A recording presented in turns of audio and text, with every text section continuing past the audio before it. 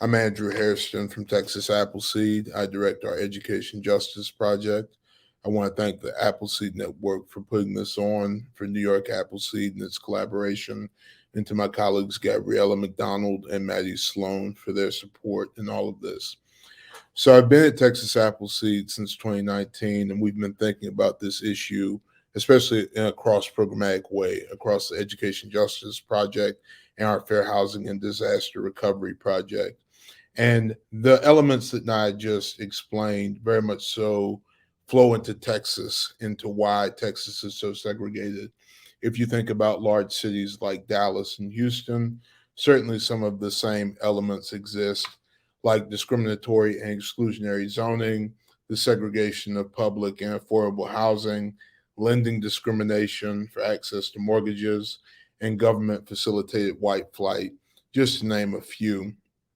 And if you think about some of the smaller communities across Texas and more rural communities, I was thinking about this earlier. My mother grew up in a small town in Louisiana called Tallulah that is very similar to communities across East Texas, where you might have Black districts within a city, uh, very much so facilitated by these physical barriers within the communities and within cities. And you can look at so many small villages and hamlets across Texas that will reinforce that example. And then not only is there the federal policy that Naya spoke about, but certainly the judicial branch through the Supreme Court has reinforced the segregation. We are commemorating the 50th anniversary of San Antonio versus Rodriguez this year, which was a case that really tied property taxes and property tax revenue to school financing. And so you can think about how these maps that show Black districts and how city planning very much so was focused on segregating communities based on race. If you don't have the property tax value that can support a neighborhood school, then you can very much so end up with an under resourced community school program.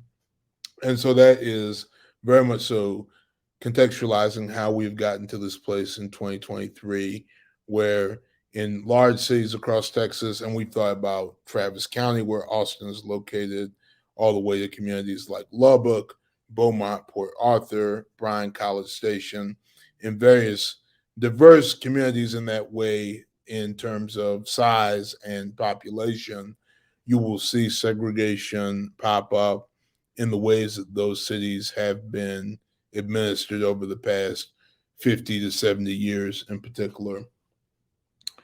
And as we continue to think about these issues, I'm very excited to hear from the young people from Integrate NYC today.